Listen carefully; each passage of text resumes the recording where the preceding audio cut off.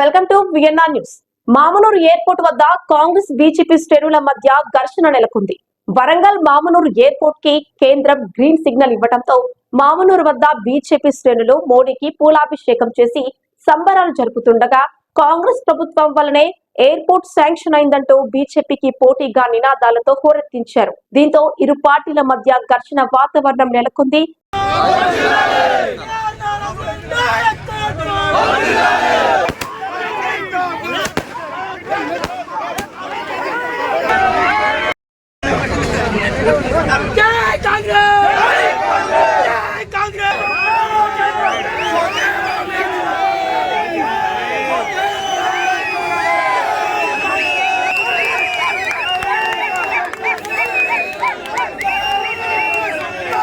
వరంగల్ జిల్లా ప్రజల కళ, అదేవిధంగా ఉత్తర తెలంగాణ జిల్లాలోని కళగా ఉన్న ఈ మామనూరు ఎయిర్పోర్ట్ని ఈరోజు ఎన్డీఏ ప్రభుత్వంలో నరేంద్ర మోడీ గారి నాయకత్వంలో ఇమ్మీడియట్గా వర్క్స్ స్టార్ట్ చేయాలని నిన్న జీవో రావడం జరిగింది. ఏవియేషన్ మినిస్ట్రీ రామ్మోహన్ నాయుడు గారు డిపిఆర్ని ఫుల్గా ప్రిపేర్ చేసుకొని ఇమ్మీడియట్గా మీరు పనులు వేగవంతం చేయాలని ఆ అధికారులకు లెటర్ని కూడా ఇవ్వడం జరిగింది. ఈరోజు వరంగల్ జిల్లాలో మామనూరు ఎయిర్పోర్ట్ ఒక ఇన్ఫ్రాస్ట్రక్చరే కాకుండా ఈ ఎయిర్పోర్ట్ ద్వారా ఇక్కడ స్థానికంగా ఉన్న యువతకి నైపుణ్యాభివృద్ధి జరిగి ఇక్కడ ఉపాధి అవకాశాలు కలిగే అవకాశం ఉంటుంది. అదేవిధంగా టూరిజం పెరుగుతుంది. ఎప్పటి నుంచో ఇక్కడ మన ఏషియాలో ద బిగ్గెస్ట్ మార్కెట్ పత్తి కానీ, మిర్చి కానీ, పసుపు కానీ ఇక్కడ మనకు క్రెడిబిలిటీ ఉంది ఓరుగల్లుకి.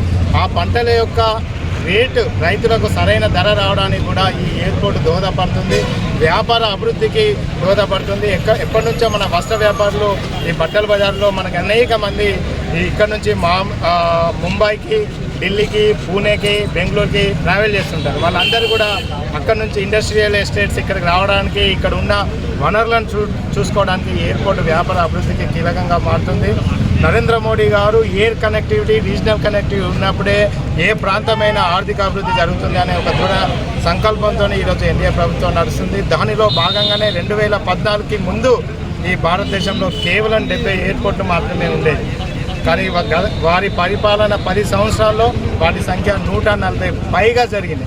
ఈరోజు ఉడాన్ అనే ఒక స్కీమ్ ద్వారా బడ్జెట్ని అలొకేట్ చేసి ఇలాంటి ఎయిర్పోర్ట్లు అన్నింటిలో కూడా ఇక్కడ మామనూరు ఎయిర్పోర్ట్లో 320 బోయింగ్, అదేవిధంగా 737 బోయింగ్ ఈ ఫ్లైట్స్ని కూడా ల్యాండ్ అయ్యే విధంగా ఇక్కడ ఈ ఎయిర్పోర్ట్ని ఏర్పాటు చేయడం జరుగుతుంది. దీని ద్వారా నగర అభివృద్ధి జరుగుతుంది. ఈరోజు వరంగల్ నగరం తెలంగాణలో 2వ రాజధానిగా ఉన్న ఈ నగరం మెట్రో నగరం కావడానికి ఈ ఎయిర్పోర్ట్ ఒక మొదటి మెట్టు, 2వ మెట్టు, భవిష్యత్తులో మెట్రో కూడా వస్తుంది. కాబట్టి నరేంద్ర మోడీ గారు వరంగల్ అభివృద్ధికి కంకణబద్దులై ఉన్నారు. దానికి ఉదాహరణ ఇక్కడ మన గతంలో అమృత్ స్కీమ్ ద్వారా కానీ, స్మార్ట్ సిటీ ద్వారా కానీ, హృదయ పథకం ద్వారా కానీ అనేక నిధులు ఇక్కడికి ఇవ్వడం జరిగింది. ఉమ్మడి వరంగల్ జిల్లాలో ములుగు జిల్లాకు సంబంధించి ట్రైబల్ యూనివర్సిటీ, సమ్మక్క సారలమ్మ పేర్లతోనే ట్రైబల్ యూనివర్సిటీ ఇచ్చారు. కేఎంసీకి 120 కోట్లతోని మల్టీ స్పెషల్ హాస్పిటల్ ఇవ్వడం జరిగింది. కాచిపేటకి కోచ్ ఫ్యాక్టరీ ఇవ్వడం జరిగింది. ఈరోజు అనేక నిధులు ఈరోజు కేంద్రం నుండి రావడం వల్లనే ఈరోజు వరంగల్ నగరం అభివృద్ధి జరుగుతుంది. ఈ ఎయిర్పోర్ట్ ఇమ్మీడియట్గా ఈ సంవత్సరం మనము ఫ్లైట్ చేయాలి, ఇక్కడ నుంచి ట్రావెల్ చేయాలి అనుకుంటే రేవంత్ రెడ్డి గారి ప్రభుత్వం ఇంకా బాకీ ఉన్న 253 ఎకరాల భూమిని రైతులకు మార్కెట్ ధరను అనుసరించి మార్కెట్ ద్వారా వాళ్ళ కళ్ళల్లో ఆనందంగా ఉండాలి. ఏదైతే వాళ్ళు నష్టపరిహారం ఇస్తున్నారో ఆ రేట్ని ఫిక్స్ చేసి ఆ ల్యాండ్ అక్విజిషన్ చేసి ఎయిర్పోర్ట్ అధికారులకు వెంటనే ఇస్తే కానీ ఈ ఎయిర్పోర్ట్ పనులు చురుగ్గా జరుగుతాయి. కాబట్టి కాంగ్రెస్ ప్రభుత్వం వెంటనే ఆ పని మీద శ్రద్ధ వహించాలని కోరుతున్నాను.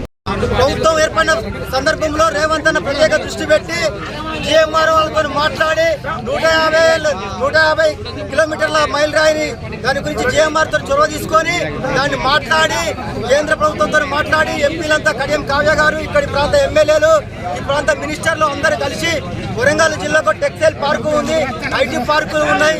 ఈ జిల్లా ప్రజలు బాగుపడాలంటే, అభివృద్ధి చెందాలంటే ఇలా కాంగ్రెస్ పార్టీకి జిల్లా ప్రజలు ఓటేసి గెలిపించినందుకు వాళ్ళ రుణం తీర్చుకోవడం కొరకు రేవంత్ అన్న ఎంతో చిత్తశుద్ధితో ఇవాళ కృషి చేయడం వల్ల 203 కోట్లు 253 ఎకరాల భూమికి ఇవ్వడం వలన ఇవాళ కేంద్ర ప్రభుత్వం దగ్గర అనేక దఫాలుగా 30 సార్లు వెళ్లి కేంద్ర మంత్రులను, ప్రధాని కలిసి మా ప్రాంత ప్రజలము, అయ్యా మేము తెలంగాణ రాష్ట్ర ప్రజలము, మేము వరంగల్ జిల్లా ప్రజలు మాకు ఇవ్వాలని అనేక సార్లు పడంగా ఇవాళ వచ్చినందుకు ఆ రేవంత్ అన్న కృషి ఫలితంగా ఇవాళ వరంగల్ జిల్లా సుశాంతిగా ఉండబోతున్నది. కాబట్టి మేము రేవంత్ అన్నకు, ఈ ప్రాంత ఎమ్మెల్యేలకు, మంత్రులకు అందరికీ, సోనియా గాంధీ గారికి, రాహుల్ గాంధీ గారికి అందరికీ కృతజ్ఞతలు పాలాభిషేకం చేసి ఇవాళ కృతజ్ఞత చేస్తాం. జై సోనియా గాంధీ.